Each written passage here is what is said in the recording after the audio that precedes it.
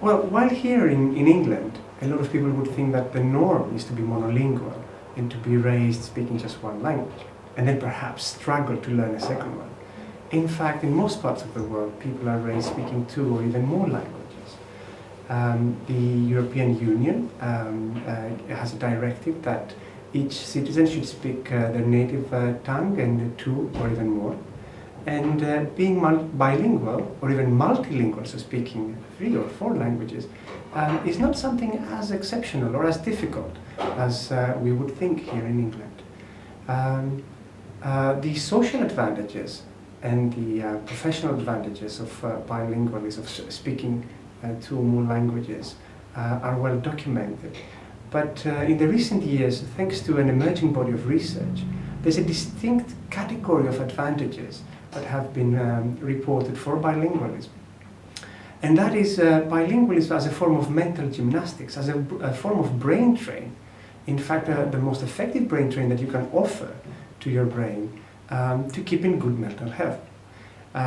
So it's important to understand what these advantages are, to query where they might come from, and in what situations of learning would they arise. Is it possible that you would benefit from learning a language? In what conditions and how? Now, the area where these advantages have been best documented has to do with information processing and control. It's an area that researchers call executive control, and it comprises of processes of attention, memory, and split-second decision-taking that bilinguals have been found to be stronger at compared to monolinguals. Now, one might wonder, does it mean that any bilingual person will be stronger in these respects than any monolingual person? Well, in fact, all these are just relative changes that one might experience through the experience of learning a language. So it doesn't mean that bilinguals as a whole, that any bilingual will be stronger in this respect than any monolingual, but it does mean that learning an additional language and speaking and using an additional language does make one stronger in these respects. Of course, when people talk about these advantages, it's important to demonstrate this and document it in an empirical way. There are tasks that linguists and psychologists of language use in the laboratory to investigate these effects, and there's also more ecologically valid ways of measuring. But perhaps the best known one is the Stroop Effect, which is interference that we experience when processing information to different levels. For example, if you were shown a series of words in a certain color, the font being in a certain color, you could be asked to say what is the color of the font, ignoring the content of the word. So you might see words in blue font, and you should have to say blue, or red font, you should have to say red.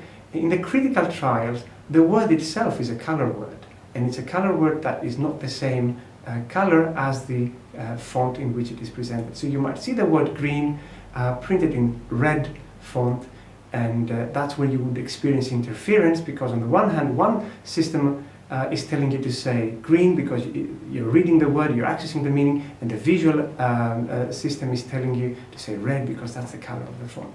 So it's a situation of conflict. And it's been found that bilingual people make fewer errors, so they'll be more correct at saying the correct font, and they're also faster at naming the correct font. Now, why might that be?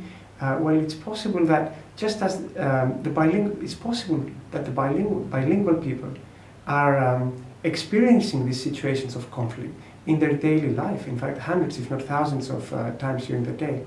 So if you think about the situation, there is conflict between the two systems of information which are giving you, which are sort of biasing you for different colors. The bilingual person has 2 sets of vocabularies and 2 sets of grammars in which they can express themselves. So at a number of times during the day, they might have to decide in which of these systems they will formulate the message that they have to formulate. There's a number of other tasks that psychologists of language and linguists have used to look at the effects of bilingualism. These include tasks on memory, and on cognitive flexibility, so the ability to change from a set of rules that one has been using and adapt into a new set. These advantages have to do with cognition, but there's emerging research that suggests that there's also advantages in how bilinguals use language itself. So some researchers have suggested that bilingual people are better at inferring implicit meaning, so they're better at deriving the truly communicated message even when it goes beyond what has been said literally. And there's also advantages in terms of health.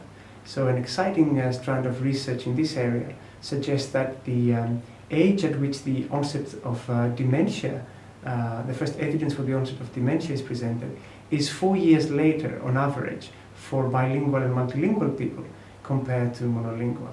So it's not just by learning a language and becoming bilingual is not just a way of keeping your mind alert, it's also one of the most effective ways of keeping your brain healthy as well.